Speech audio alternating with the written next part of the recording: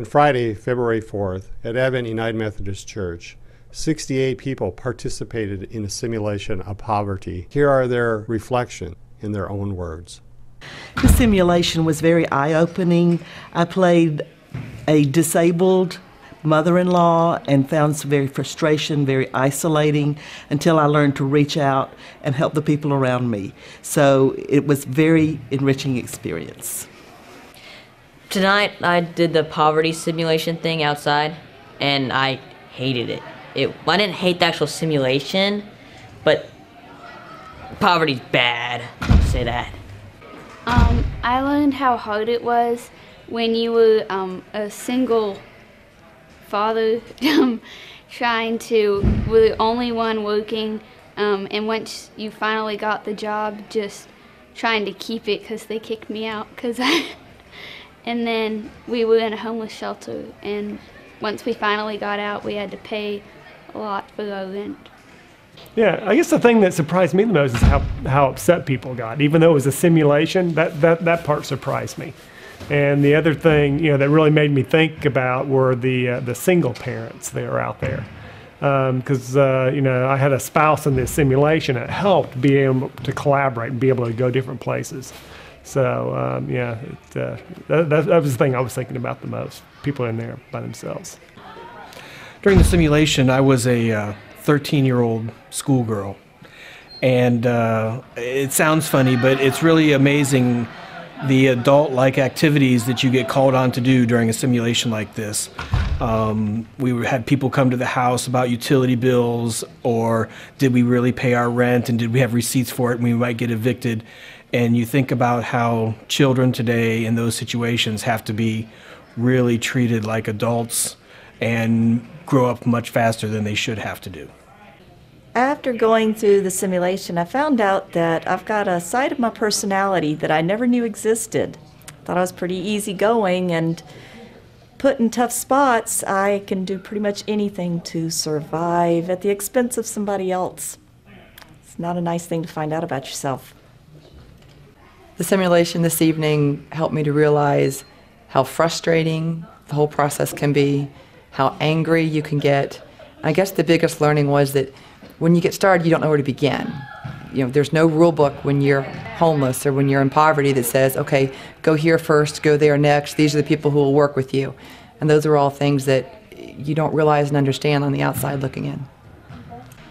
I think for me, the frustration got to me a lot, and I didn't like the person that I became.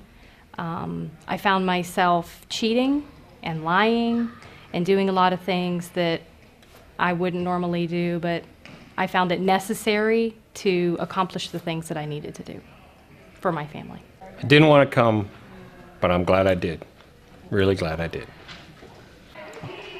I really learned what my family had to do to keep everything going while I was at work. Doing a lot of working long hours and everything, and then having the family that takes care of everything else. It was amazing. I had a very meaningful experience tonight as in the role of a single father with a 20-year-old daughter and a 1-year-old baby and a 9-year-old son living at home. I realized how difficult it is for a single parent to allocate their time between work and then yet being able to go to the store to buy groceries for their food so that they can provide meals for their family, because at the end of the week there's just not enough hours to get it all done, and you have to make choices, and sometimes the choices are bad choices. But it was a great experience, and I highly recommend it. Well, I was Kelly Kaminsky, and I was a 36-year-old unemployed married person. It was very frustrating. I was home taking care of my mother-in-law. My husband was working, and we had a 15-year-old daughter. I couldn't really leave my mother-in-law too long. She was able to at least go to the bank and cash her checks, that she had some money coming in. What was very frustrating is my husband was not able to cash his checks on time, so we had no cash, and I found myself getting very upset with him that he wasn't able to do what he needed to do because I could not cash his checks. We found that we were getting behind in our bills, and it just started getting worse. And so we felt very desperate. I finally went to social services, found out I didn't have all the information I needed for them. So I was more frustrated. I wasted another bus pass. Very, very disheartening. A new appreciation for what people have to go through, definitely. Well, I played the part of a 15-year-old girl, which is not that big of a stretch for anyone to imagine, but I had a father-in-law who was disabled and then parents, and just for them to try to make ends meet and make decisions. It was really interesting how little attention or time that they even noticed or acknowledged that I was there, because they were so busy trying to decide whether to pay the mortgage payment, the car payment, or for food. And getting to work, they would get to work and maybe not get paid because they were late getting there, or they would get paid and then they would get to the bank and it would be closed and they couldn't deposit the funds. I think just the whole frustration of the system, and week after week, instead of it getting better, it only seemed to grow and to get worse. And I can see why people become really frustrated and with the whole system, and people mention how tiring it was, and you just almost feel like you'd rather just give up, that it would be easier, that it's almost a hopeless situation to ever get out of. So certainly gave me a new appreciation for the choices that these people struggle with and have to make. I had no idea what it was like before I came here.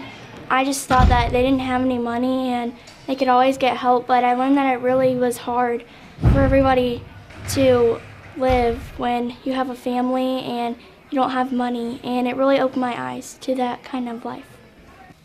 It was really enlightening, the pressures that the parents or the responsible party for a homeless family has, and the challenge of having to do your job to create an income, as well as provide for the school, the food, the room and board, the basic responsibilities for the family. And it's almost a no-win situation once you're responsible for getting to work first and earning money to support everything else, but then you've got to count on other people and young kids to be responsible for adult-type decisions at 6, 9, 20 years old. And I guess it's just really, the enlightening part for me was just how challenging it is for somebody in that situation to make life sustainable. And as I pointed out earlier, it's you really have to admire the people that do try to stay at work and make it happen and beat our system that has created an environment that needs some repair. It just makes you realize what people in that situation have to go through every day. What we went through in about 45 minutes, they have to do their whole lives pretty much.